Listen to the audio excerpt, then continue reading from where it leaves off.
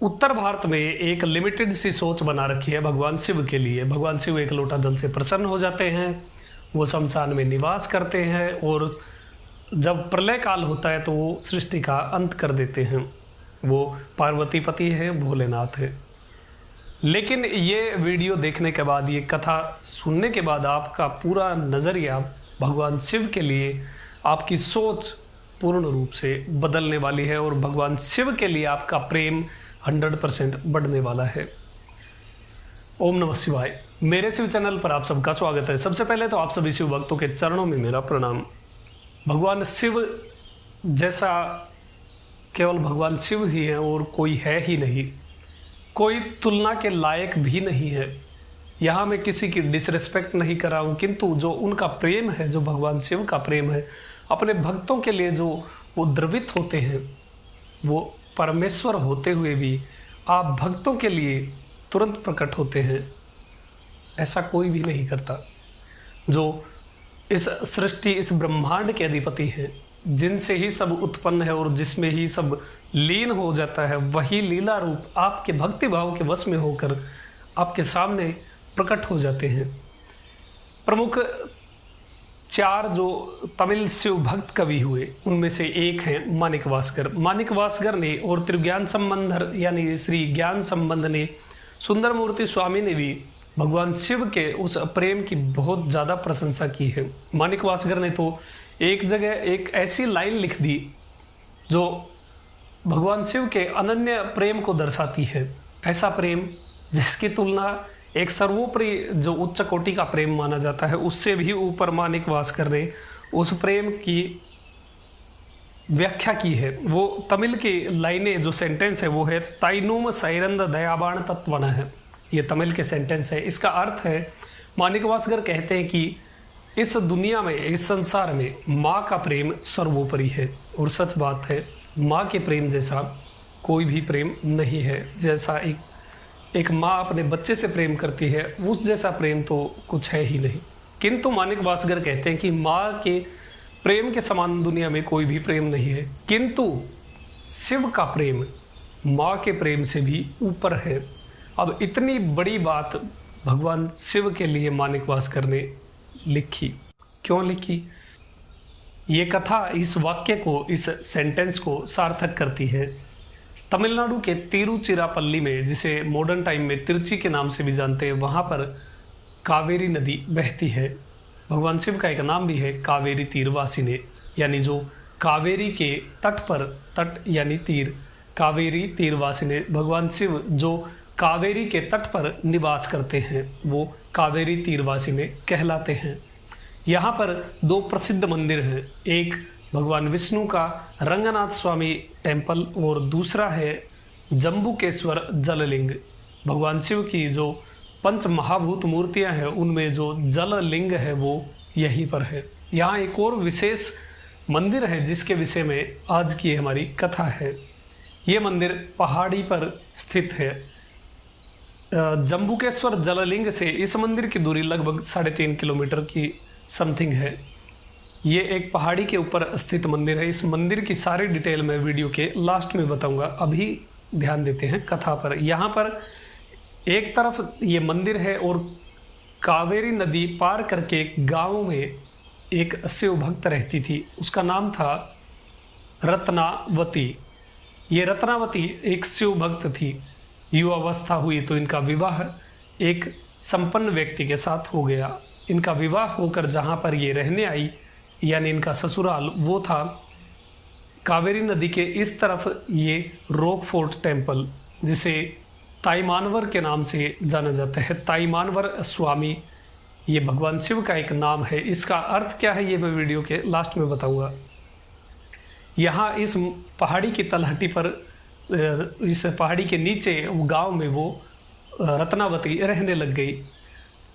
अब शादी के बाद जब वो गर्भावस्था में आई तो उसकी शिव भक्ति और भी ज़्यादा बढ़ गई और पहाड़ी के ऊपर स्थित ताईमानवर स्वामी जो भगवान शिव का मंदिर है, उन शिव में उनकी और भी भक्ति दृढ़ हो गई।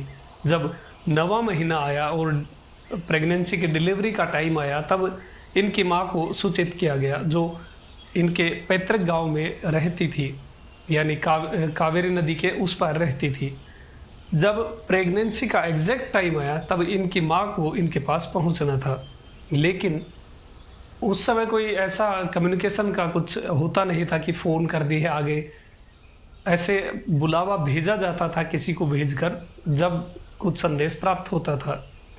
अब उस समय क्या हुआ कि कावेरी नदी में भयंकर बाढ़ आ गई और उनकी माँ कारणवश इस बाढ़ के कारण इस तरफ नहीं आ पाई, इन रत्नावती तक नहीं पहुंच पाई। नाविक से भी बहुत निवेदन किया किंतु उसने भी साफ मना कर दिया। उसने कहा कि इतनी भयंकर बाढ़ में मैं नाव नहीं चला पाऊंगा, इसलिए आपको 4-5 दिन तो कम से कम भी वेट करना रहेगा। इधर जब रत्नावती को गर्भ प्रसव का जो समय हुआ उसमें जो उनको लेबर पेन हुआ, उस समय वो बहुत तड़पने लगी, वो कष्ट में थी। उन्होंने भगवान शिव को पुकारा। पहाड़ी पर स्थित मंदिर में जो भगवान शिव प्रतिष्ठित है उनको उस दर्द में उन्होंने पुकारा।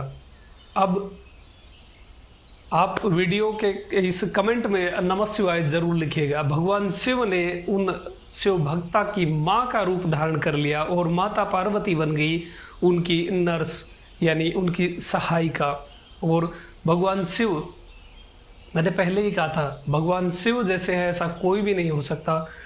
पुरुष से वो स्त्रीलिंग बन गए, वो माँ बन गए। भगवान शिव माँ बन करके प्रकट हुए उस रत्नावती के सामने। उन्होंने उसकी डिलीवरी करवाई और एक स्पेशल पेस्ट बनाया जाता था उस समय में। शायद 26 जड़ी बूटियों को, आयुर्वेदिक जड़ी बूटियों को पीस करके उसका लेप बनाया जाता था जो ब्लैक कलर का बनता है। अभी भी तमिलनाडु में ये चीज़ फॉलो की जाती है ताकि उससे डिलीवरी नॉर्मल हो सके। वो पेस्ट भगवान शिव ने बनाया और उनकी सफलतापूर्वक डिलीवरी करवाई। उस बच्चे को भगवान शिव ने अपने हाथों से स्नान कराया।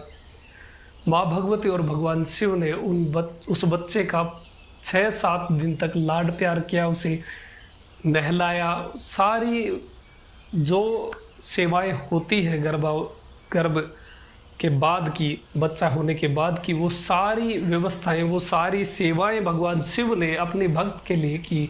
माता पार्वती सहायिका बनी, भगवान शिव वहाँ उनकी माँ बन करके उस बच्चे को नहलाते और सारे काम करते थे।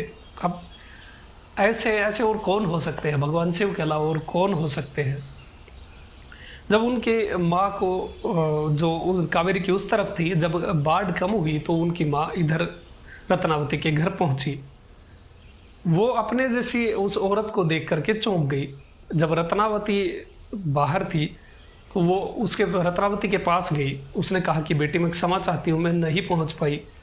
किंतु वो भी चौंक गई रत्नावती। उसने कहा कि आप ये क्या बोल रहे हो, आप तो मेरे साथ 6-7 दिन से हो, आपने ही सारा ये कार्य किया है। तब उसने कहा कि नहीं, मैं झूठ नहीं बोल रही हूँ, तुम किसी से भी पूछ लो, कावेरी में भयंकर बाढ़ थी, इस कारण मैं नहीं आ पाई। जब ये सुनकर के रत्नावती का दिमाग घूमा, उसने अंदर जाकर जब देखा तो नंदी पर आरूढ़ भगवान शिव और माँ पार्वती थे। और इस प्रकार से भगवान शिव ने और माँ पार्वती ने रत्नावती पर अनुग्रह किया। इस प्रकार भगवान शिव और माँ पार्वती रत्नावती को दर्शन दे करके अंतर्ध्यान हो गए। अब ऐसा कोई और देव कर सकता है क्या? कोई और भी देवता ऐसे भगवान शिव के जैसे कर सकता है? पुरुष से स्त्री बन गए, माँ बन गए, वो वही पिता है और माँ का प्यार भी वही दे सकते हैं। अब बात कर लेते हैं उस मंदिर के बारे में। मैंने मंदिर में प्रतिष्ठित भगवान शिव का नाम बताया था, ताईमानवर। इसका अर्थ पता है क्या होता है? इसका अर्थ होता है वो जो माँ भी है। अब यहाँ इस मंदिर के कुछ तथ्य, कुछ डिटेल्स मैं आपको बता दूं। इस मंदिर में जो मूल भगवान है, जो मुख्य विग्रह है, वो भगवान शिव हैं, वो शिवलिंग है। और ये दक्षिण का कैलाश भी कहा जाता है। इस स्थान को, इस लिंग को दक्षिण का कैलाश कहा जाता है। यहाँ जो लिंग है वो स्वयंभू लिंग है। यहाँ माँ देवी, माँ पार्वती जो प्रतिष्ठित हैं, उनका नाम है मट्टुअर कुजाली। जो यहाँ इस स्थल का वृक्ष है वो है बिल्व वृक्ष। जो मंदिर का मुख्य वृक्ष एक रहता है वो बिल्व वृक्ष है। तीर्थ जो है वहाँ या इस मंदिर का वो है ब्रह्म तीर्थ। और जो आगम या पूजा यहाँ पर होती है वो तमिल के अकॉर्डिंग होती है। इसमें यहाँ मुख्य रूप से पूजा नॉर्मल डिलीवरी होने के लिए, प्रेगनेंसी में नॉर्मल डिलीवरी होने के लिए यहाँ पर विशेष पूजाएं की जाती हैं। अब मैं आपको एक बहुत महत्वपूर्ण चीज़ दे रहा हूँ। इस मंदिर में एक विशेष श्लोक दिन में 3 बार चैंट किया जाता है, 3 बार इसका उच्चारण किया जाता है। तीनों समय में इसका उच्चारण किया जाता है, सुबह, शाम और दोपहर। ये है एक विशेष श्लोक जो नॉर्मल डिलीवरी के लिए है। यदि कोई गर्भवती है और वो इसका 3 समय उच्चारण करता है तो उसे नॉर्मल डिलीवरी अवश्य होती है, भगवान शिव की कृपा प्राप्त होती है।